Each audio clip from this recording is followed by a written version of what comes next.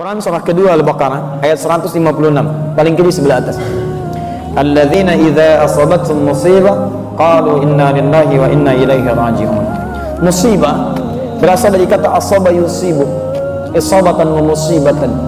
Segala yang menimpa, yang dialami, di setiap yang menimpa kita itu musibah. Setiap yang menimpa, baik ataupun buruk. Makanya ketika hujan turun mengenai kita atau perangkat hidup kita, ada doa dari Nabi singkat, Allahumma sayyiban nafi'a. Sayyiban seakar dengan kata musibah. Asaba yusibu sayyiban, menimpa dengan cepat, cepat, tak tak tak tak tak tak. Sayyiban.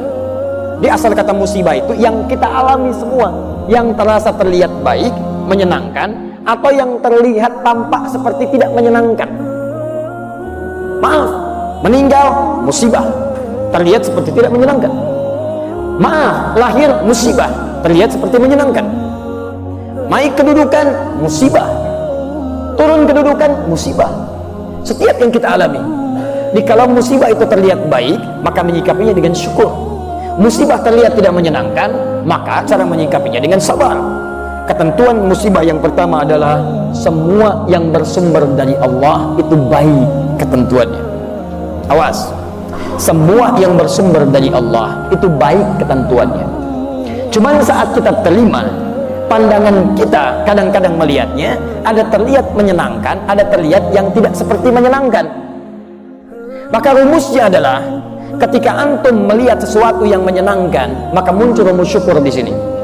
La in syakartum la azidannakum.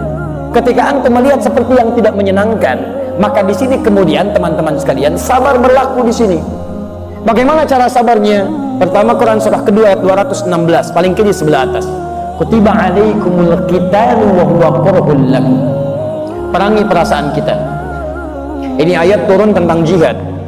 Tapi bukan karena jihadnya, karena perasaan yang bergolak. Ada perasaan tuh kok sekarang ya, bagaimana kalau nggak besok aja, aduh saya nggak siap. Ada ujian, dia merasa kurang menyenangkan. Maka kata Al-Quran, perangi itu. Bersikap positive thinking dulu, yang baik-baik.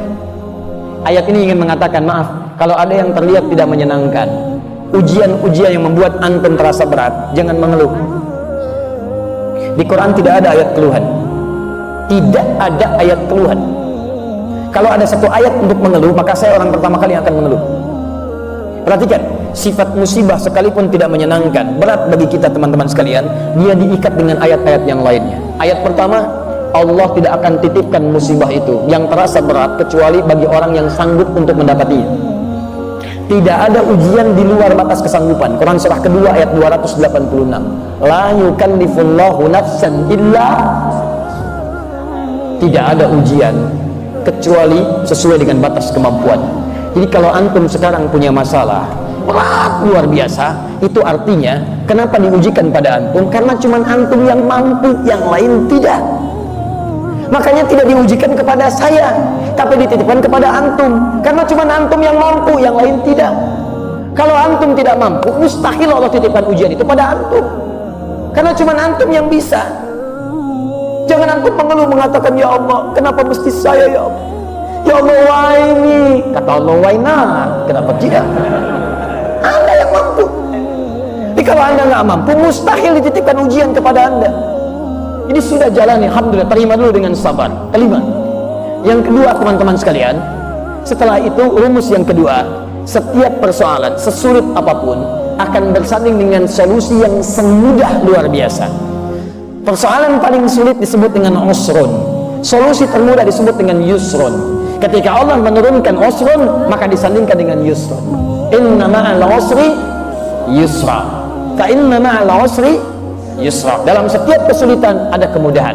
Makanya ini rumus Quran keluarkan dalam bentuk solusi psikologis. Begitu datang masalah, kalimat Quran tadi ramu dalam kalimat kita. Lihat kalimatnya, datang masalah pasti selesai. Saya pasti bisa. Saya pasti bisa, pasti selesai. Itu kalimat terjemahan yang bagus. Setiap ada kemudahan, setiap ada kesulitan, ada solusi, pasti selesai. Ini secara psikologi membuat kita lebih mudah. Jadi kalau antum sedang punya masalah, langsung hadirkan. Insya Allah saya mampu, pasti selesai, pasti selesai. Nggak ada persoalan yang nggak ada solusinya.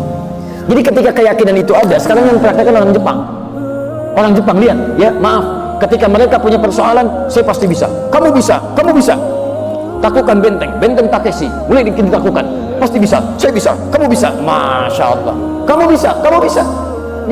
Itu yang dipakai orang-orang luar yang punya teorinya kita. Kalau sudah seperti itu teman-teman sekalian, terima dan lihat sifat yang ketiga.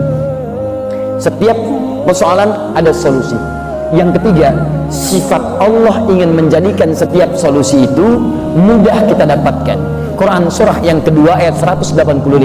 Yuridullahu bikumul yusra wa la yuridu bikumul usra.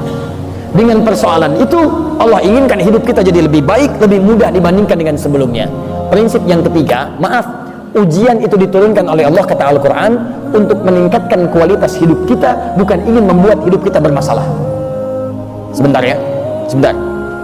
Anak SD kalau ingin lulus SMP ke SMP, ujian tidak? Berarti ujian itu untuk menguji kemampuan dia supaya masuk ke SMP. Jadi hukum kehidupan kalau ingin meningkat kualitas dia mesti lulus ujian. Saat antum diberikan masalah oleh Allah, itu artinya antum ingin dinaikkan kelasnya supaya lebih tinggi kelas dalam kehidupan. Makanya ketika manhaj ini hadir dalam kehidupan kita, kalau ada masalah berat, berarti antum ingin diangkat setinggi-tingginya oleh Allah Subhanahu wa taala dalam tingkat yang terbaik dalam kehidupan.